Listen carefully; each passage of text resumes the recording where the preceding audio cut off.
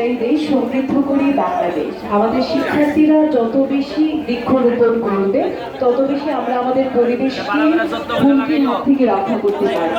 এই পর্যায়ে শিক্ষার্থীদের মধ্যে বৃক্ষের চারা বিতরণ করবেন আজকের অনুষ্ঠানের প্রধান অতিথি, সভাপতি এবং বিশেষ অতিথিবৃন্দ।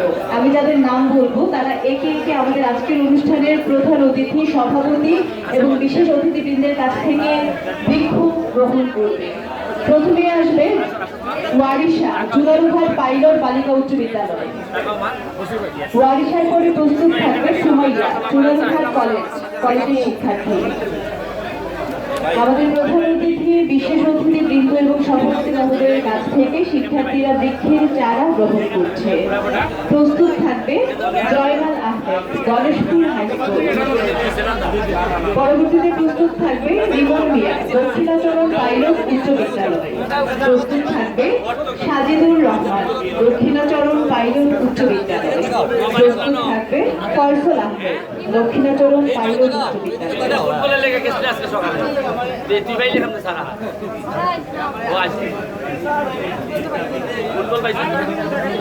আমাদের এই পৃথিবীকে প্রতিকূল অবস্থা থেকে বাঁচানোর জন্য আমাদের বেশি বেশি গাছ লাগানো দরকার, পরিবেশকে বাঁচানো দরকার।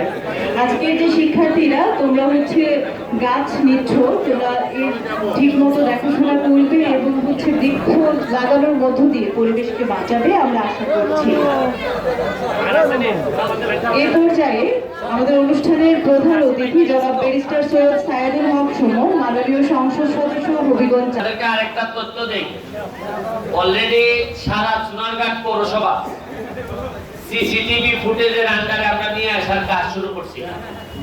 এটা আমাদের সবচেয়ে বড় দরকার, যেটা এইটা হইলে সোনারঘাটে কোনো ধরনের মোটরসাইকেল বা কোনো চুরি হইলে কোনো অপরাধী আসলে আমাদের এই সুযোগ নাই ধরার। এই আমরা আগামী কাজ শুরু হয়েছে, অল্প দিনের মধ্যে বাজার কমিটির নেতৃত্বে আমরা এটা দিয়ে দিতেছি এবং এরা পুরা সোনারঘাটে সিসিটিভি ফুটেজের আন্ডারে পৌরসভা চলে আসতেছে। থ্যাংক ইউ, অসংখ্য ধন্যবাদ। এই প্রতিবাদকে সামনে রেখে বৃক্ষরোপণ অভিযান ও বৃক্ষমেলা 2024-এর উদ্বোধনী অনুষ্ঠানে প্রধান অতিথি হিসেবে উপস্থিত আছেন হবিগঞ্জ 4 আসনের মাননীয় সংসদ সদস্য ব্যারিস্টার সাইদুল হক সুমন। মঞ্চে উপবিষ্ট আছেন আমাদের উপজেলা পরিষদের সম্মানিত ভাইস চেয়ারম্যান মহোদয় এবং ভাইস চেয়ারম্যান এবং আমাদের অফিসারবৃন্দ, সামনে উপবিষ্ট প্রিন্ট এবং ইলেকট্রনিক মিডিয়ার সদস্যবৃন্দ। আসসালামু আলাইকুম। আমার পক্ষ থেকে আপনাদের সকলকে আন্তরিকভাবে ধন্যবাদ জানাচ্ছি। আসলে এই বৃক্ষরোপণ অভিযান ও বৃক্ষমেলায় আপনারা উপস্থিত হয়েছেন। তো আমাদের চেয়ারম্যান সাহেব এবং ভাইস চেয়ারম্যান একটা কথা বলেছেন, কাঠবিড়ালির কথা। এই নিয়ে আমরা একাধিকবার কথা বলেছি আমাদের বন বিভাগের সাথেও।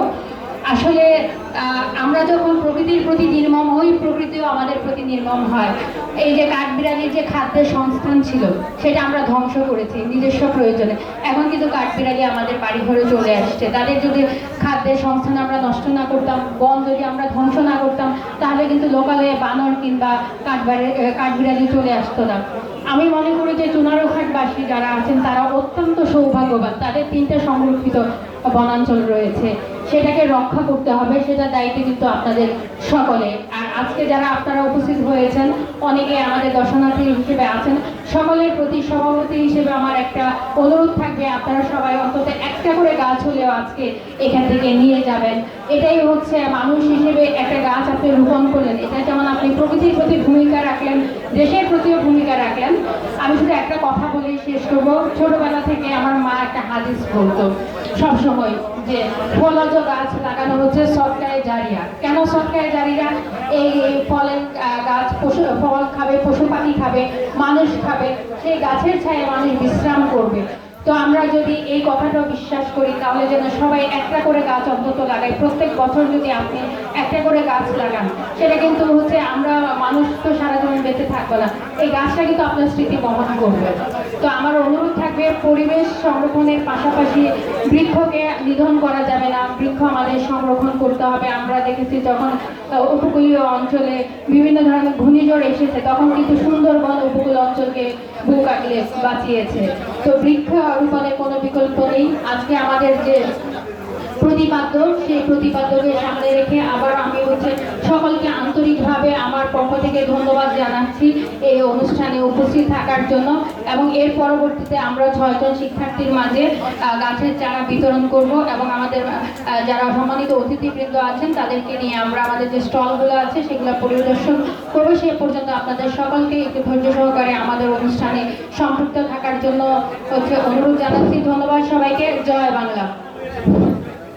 আক্তার উপজেলা নির্বাহী অফিসার চুনারঘাট হবিগঞ্জ সহ বিশেষ অতিথিবৃন্দদেরকে বিনীতভাবে অনুরোধ জ্ঞাপন করছি, বৃক্ষরোপণ অভিযান ও বৃক্ষমেলা 2024